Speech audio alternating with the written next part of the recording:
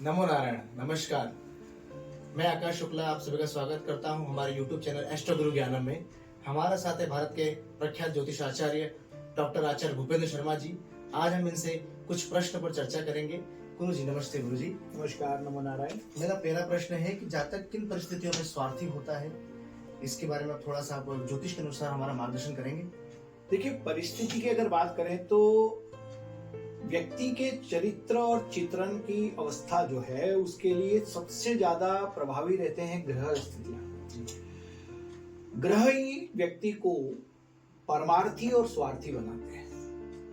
यदि किसी ग्रह की स्थितियां कुंडली में खराब हो रही हो तो 100% व्यक्ति की स्थिति स्वार्थी की होगी, या फिर उसकी कुंडली के अंदर ग्रह कुछ शुभ अवस्था के योग बना रहे हैं तो वो परमार्थी बनेगा। सदैव दूसरों के लिए जीवन जीना ये परमार्थी अवस्था है, और स्वयं के बारे में सोचना ये स्वार्थी अवस्था है।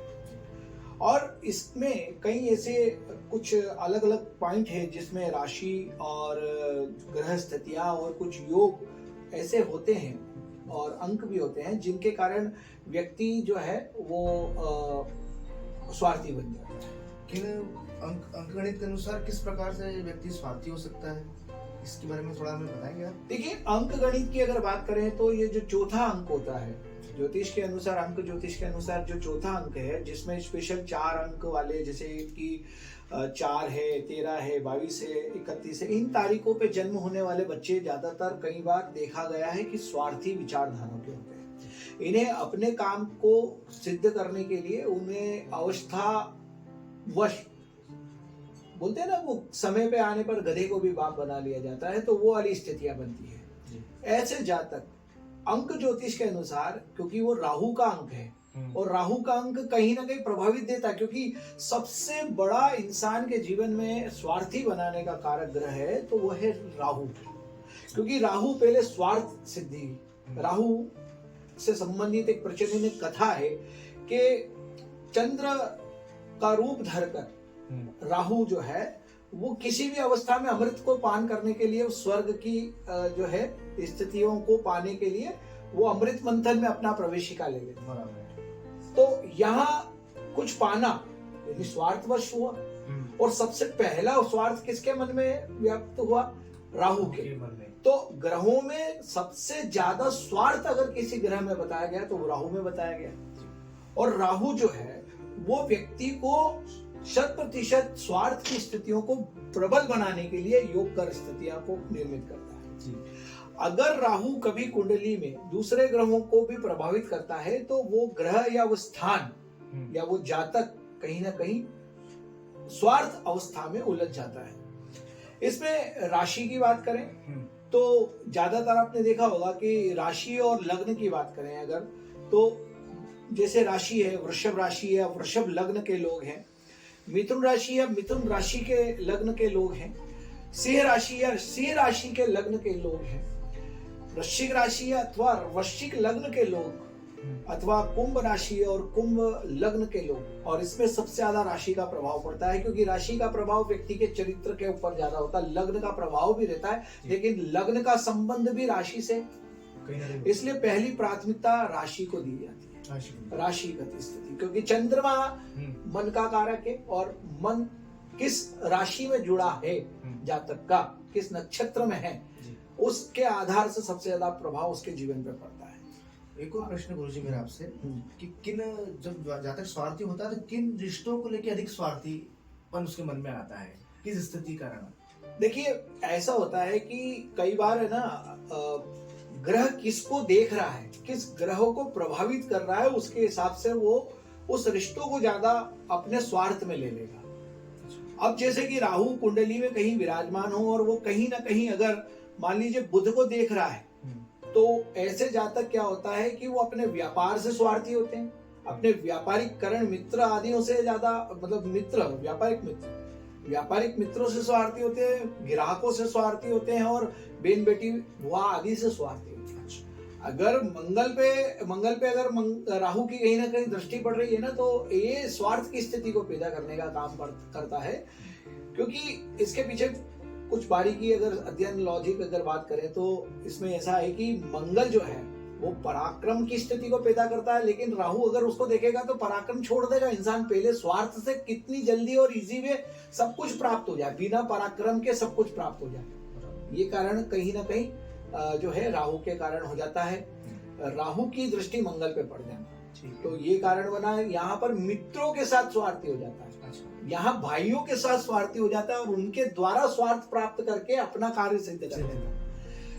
इसमें एक चीज और है कि अगर कहीं गुरु ग्रह के ऊपर अगर मान लीजिए राहु की दृष्टि है, कई बार कुछ विशेषज्ञ लोग ये भी कहते हैं, ज्योतिष के कुछ मर्मज्ञ लोग ये भी कहते हैं कि राहु के साथ में अगर बृहस्पति हो जाए ना तो भी वो कुछ ना कुछ स्वार्थ को पैदा करता है। लेकिन राहु की दृष्टि जो उस बृहस्पति में पड़ती है ना, वो ज्ञानवश, ज्ञान के आधार से या धर्म का आचरण करते हुए स्वार्थी हो जाता है। यानी वो दुनिया को दिखता है कि मैं धर्म का आचरण कर रहा हूँ, धर्म का निर्वाह कर रहा हूँ और धर्म के अधीनस्थ होकर, लेकिन वो अंदर से उसके अंदर स्वार्थ होता है।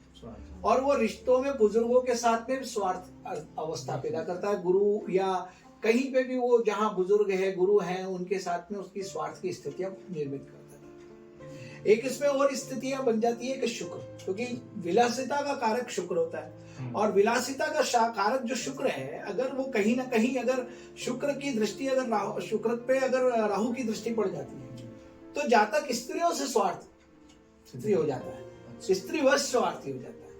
स्त्री के कारण स्वार्थ लेता है, व्यक्ति करता है, या फिर स्त्रियों के द्वारा अपना स्वार्थ सिद्धि करता है।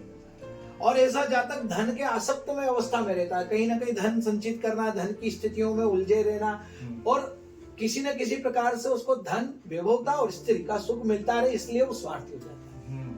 तो रिश्तों की बात करें तो इनमें ही जो है राहु अपना प्रभाव कर सकता है। इन रिश्तों पे ज्यादा प्रभाव पड़ता है। स्पेशल मैंने जैसे बताया कि बहन बेटी और भाई मित्र और व्यापारिक फ्रेंड्स वगैरह और स्त्री मित्र और साथ साथ में पति पत्नी के ऊपर भी इसका प्रभाव पड़ता है।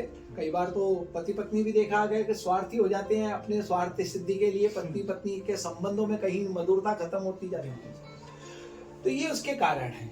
कई बार कुंडली में ऐसे योग बन जाते हैं, कहीं आप भी देखिएगा आपकी कुंडली के अंदर कहीं ऐसा योग तो नहीं है कि राहु कहीं ना कहीं आपके कहीं मंगल, बुध या गुरु या शुक्र पे दृष्टि मार रहा हो।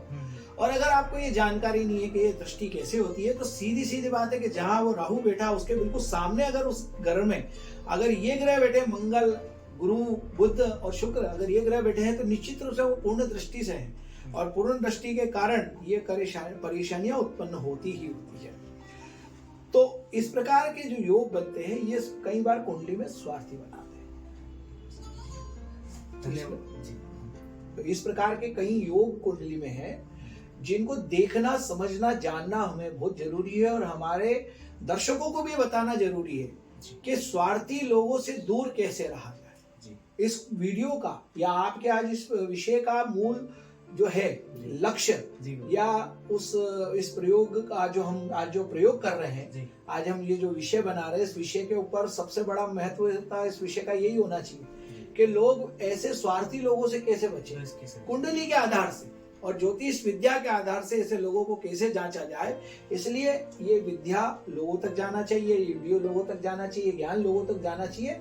और कुंडली के अनुसार अगर आप कोई भी जातक कुंडली में अपनी कुंडली देखें या अपने अपने व्यक्तित्व, अपने आसपास के लोगों की कुंडली देखें, अपने साथ में सहयोगियों की कुंडली देखें, अथवा जो ज्योतिष कर रहे हैं वो अपने यजमानों की कुंडली में इस बात का पूरा ध्यान रखें कि वो कितने स्वार्थ रूप में अवस्था में डूबा है और उस स्वार्थ से अगर वो बाहर निकल गया तो निश्चित रूप से उसके जीवन में अच्छा होना तय हो जाता है। क्योंकि स्वार्थ जब त्यागा जाता है तो ईश्वर अपने आप हाथ पकड़ लेता है। जब तक व्यक्ति स्वार्थी रहता है तब तक ईश्वर उसका हाथ नहीं पकड़ता है।